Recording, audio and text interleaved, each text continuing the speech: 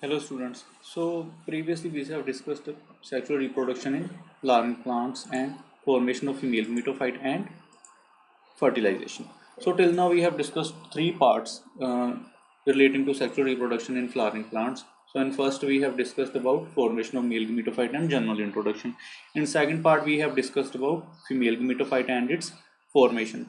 In third part we have discussed about fertilization and pollination events. So now coming to fourth lecture or fourth part of sexual reproduction in flowering plants. Now we are going to discuss double fertilization and embryogeny. So let's take a look at what we have previously studied. So we have discussed formation of male gametophyte and formation of female gametophyte, which results in pollination and then fertilization events. So let's take a quick review of all this. So the male part, it consists of anther and filament, collectively known as stamen, and female part, that is stigma style ovary and ovule, that forms carpel. So here we have anther, which contains microsporogenesis, the process that is microsporogenesis, in which what microspore mother cell, it undergo meiosis and forms four microspores and then pollen grains, that is haploid cells, haploid pollen grains or male gametophyte, first cells of male gametophyte. On the other hand, female gametophyte, it forms from megasporogenesis. In male part microsporogenesis, in female megasporogenesis. So megaspore mother cell, it undergoes meiosis to form four haploid megaspores, out of which three they degenerate and one become functional. It undergo mitotic division and formation of 8 nuclei. Here we have antipodal cells at the chalazal end, three cells towards micropylar and out of which two are synergids and one is egg cell. In the center we have polar nuclei. So after this, what happens? After this pollination happens, the pollen grain, they adhere to stigma, start germinating, forms pollen tube, and then later on generative cell, it forms two sperm nuclei. These two sperms, one of them fuses with egg cell, this one egg nucleus, result in formation of zygote, and the second sperm cell, it fuses with these polar nuclei, resulting in formation of primary endosperm nucleus or primary endosperm cell. So let's take a look at double fertilization. So what is double fertilization? So it is the process where two male gametophytes, means two male gametophytes, these two male gametophytes, they, one of which fertilizes the egg, this one, and other fuses with these polar nuclei. So one male gametophyte, this one sperm nuclei, it fuses with egg nucleus, result in formation of diploid cell, that is zygote. Another fuses with these polar nuclei, this one, and result in formation of endosperm. So as it involves this second जो fertilization है, इसमें क्या कि तीन nuclei fuse होती हैं, two polar nuclei, one sperm nuclei. So it is also known as triple fusion. So there are two types of fusions. One is syngamy, that is between two nuclei, egg nuclei and sperm nuclei, that is syngamy, and another is triple fusion. So there are two types of fusions, that is why it is known as double fertilization. So after fertilization, what happens? The central cell, this one central cell, it forms primary endosperm cell and develops into endosperm, while the egg, it forms zygote after fusing with sperm nuclei, and that develops into an embryo. So this is female gametophyte. Okay, so here we have three cells, antipodals at chalazal end, two polar nuclei in the central cell, and three at the micropylar, out of which two are synergids and one is egg nucleus. So now what happens during fertilization? Two male nuclei or sperm nuclei, they came, one fuses with this egg cell and second fuses with this polar nuclei. So as these are three nuclei, two polar nuclei, one is male nuclei, they result in formation of endosperm cell, primary endosperm cell. That's why this fusion of three cells, that is, it is three nuclei, that is why it is known as triple fusion. So after fertilization, these antipodals, they will degenerate, these synergids, they will also degenerate. So now coming to post fertilization events, means what are the structures and events that took place after after fertilization. So what happens after double fertilization? So the post fertilization events involved development of endosperm, from primary endosperm nucleus or primary endosperm cell, and embryo from zygote, maturation of ovules into seeds, and ovary into fruit. All these events, they are known as post fertilization events. So let's take a quick look. So this is overall structure of a flower. Okay, here we have these male parts and these female parts. So what happens after fertilization? So after fertilization, all the accessory parts, means the petals, the sepals, the stamens, anthers, all these parts, they wither away, and what's left is this ovule part that is fertilized. After fertilization, what will happen in ovule?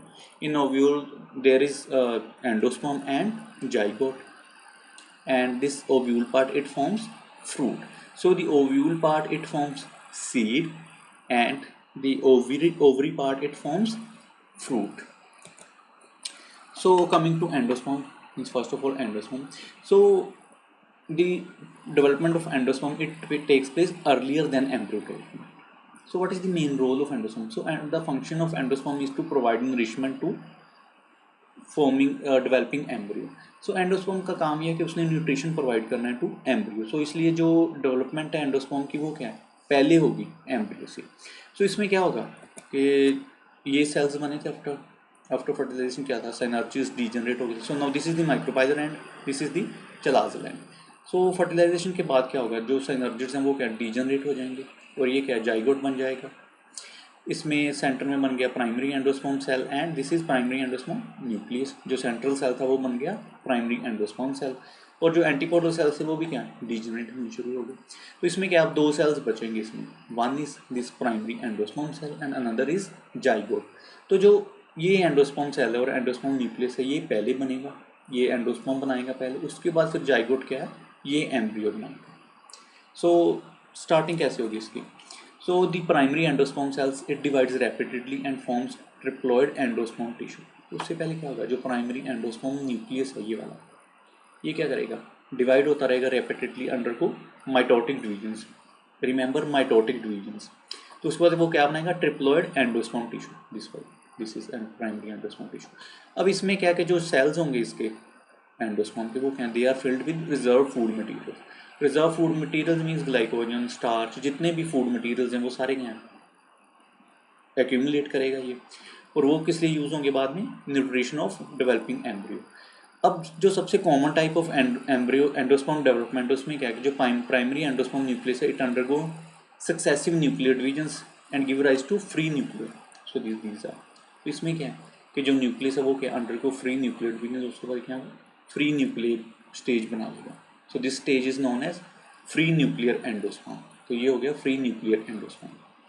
Then another is कि कई बार क्या होता है कि उसमें wall formation हो जाती है, कि जो न्यूक्लियस है उनमें सब में क्या वॉल फॉर्मेशन होगी, के साथ साथ डिवाइड हुए. इसमें क्या है, कोई वॉल फॉर्मेशन नहीं हुई, सारे क्या सिर्फ न्यूक्लियर डिवाइड होते गए, and in the and they form free nuclear endosperm stage. And in another cellular endosperm what happens कि आफ्टर ईच माइटोटिक डिवीजन हुई, उसके बाद क्या सेल वॉल बन गई, फिर से ये सेल क्या है माइटोटिक डिवीजन्स करेंगे और वॉल फॉर्मेशन करते रहेंगे. तो जो एंड रिजल्ट होगा that will be cellular endosperm. So another is helobial endosperm. तो इसमें क्या होगा कि जो कुछ सेल्स हैं वो क्या है कि एक साइड में वो क्या सेल वॉल फॉर्मेशन तो होती रहेगी, दूसरी साइड वो फ्री न्यूक्लियर रहेंगे.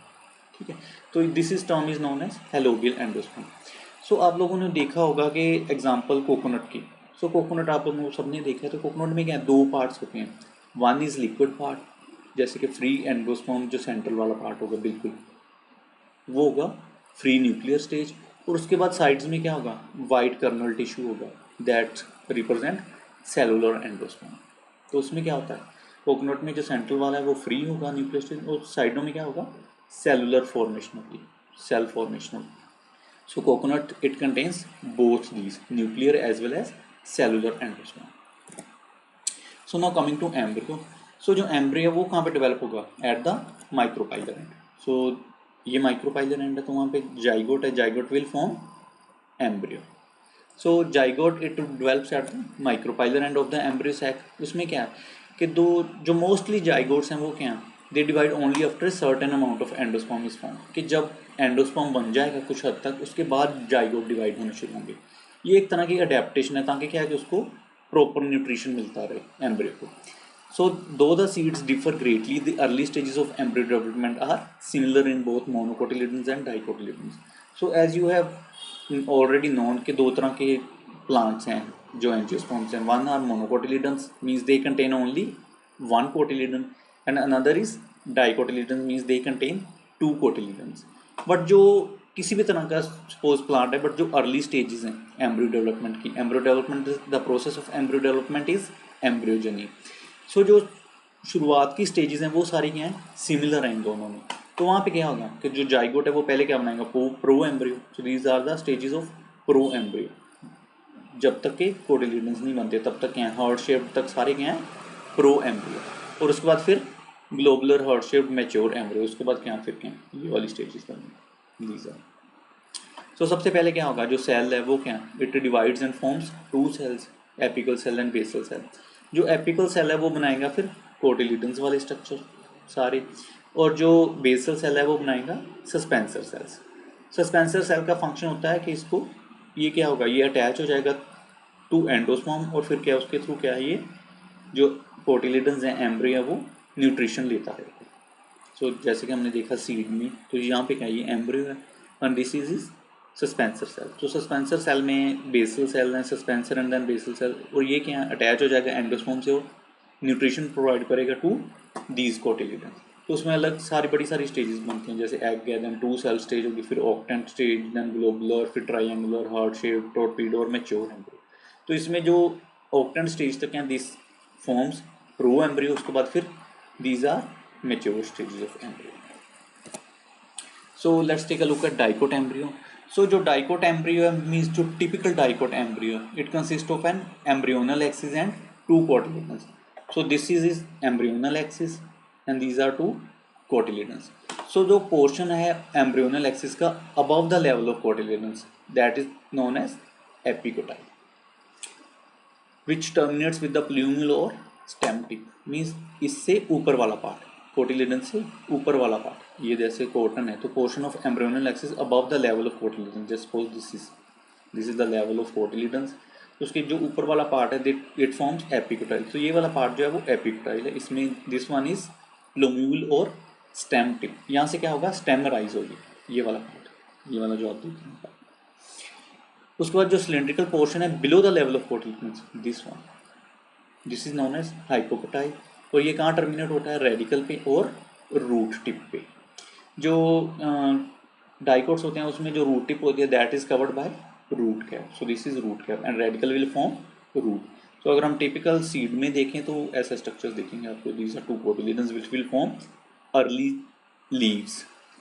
यहाँ से स्टेम निकलेगी प्लूम्यूल से, and this is hypocotyl part जिसमें ये क्या है, radicle, and this is root cap. This will form roots. Now coming to monocot embryo. So embryos of monocotyledons they possess only one cotyledon. तो इनमें क्या होता है, सिर्फ एक ही कोटिलिडन होता है. तो डिविजन्स क्या हैं इनकी सेम है कि पहले क्या होगा, जो जाइगोट है वो दो सेल्स बनाएगा, देन थ्री सेल्स दिस ऐसे. फिर उसके बाद ये वाले सेल्स क्या बनाएंगे, एम्ब्रियो, और जो ये वाला सेल है it will form suspensor. Similarly उसमें क्या था कि due to irregular division, irregular division होती हैं दोनों में इसलिए कि जहाँ से ग्रोथ रुक जाएगी और ये दोनों पार्ट क्या हैं लंबे होते जाएंगे और बनाएंगे cotyledons. But in case of monocots क्या है कि ये पूरा का पूरा क्या है, रेगुलर ग्रो करता रहता है. तो इसकी वजह से क्या है, यहाँ पे एक ही कोटिलिडन बनता है. फॉर एग्जाम्पल नीज. तो in the grass family the cotyledon is known as scutellum. और जो कोटिलिडन उसको हम क्या कहते हैं, स्कूटेलम. दिस इज स्कूटेलम अगर हम इसको देखें ऐसे. So this is just embryo part. This is the total endosperm plus embryo part. So जो cotyledon है that is known as scutellum and that is situated towards one side, lateral side पे. ये एक ही side पे होता है scutellum of the embryonal axis. ये एक ही side पे होता है. At the lower end, the embryonal axis had its radical and root cap enclosed in an undifferentiated sheath called coleorhiza. So this one, lower part contains radical and root cap and then undifferentiated sheath known as coleorhiza. So ये तीन part हैं यहाँ पे. जो above वाला part है scutellum से above ऊपर वाला पार्ट ये वाला, it contains epicotyl. This is epicotyle part, which contains shoot apex, that is lomule, and few leaf primordia enclosed in the hollow foliar structure known as coleoptile. Means थोड़े leaf primordia भी होंगे इसमें in the part known as coleoptile. So this is the structure of an embryo, just an embryo, and this is the structure of seed, that is monocot seed. So that's all for today. So next time we will discuss about apomixis or other terms that are additional terms of this and structure of seed. So till then you guys can go through this part, and if you have any queries just ask me anytime.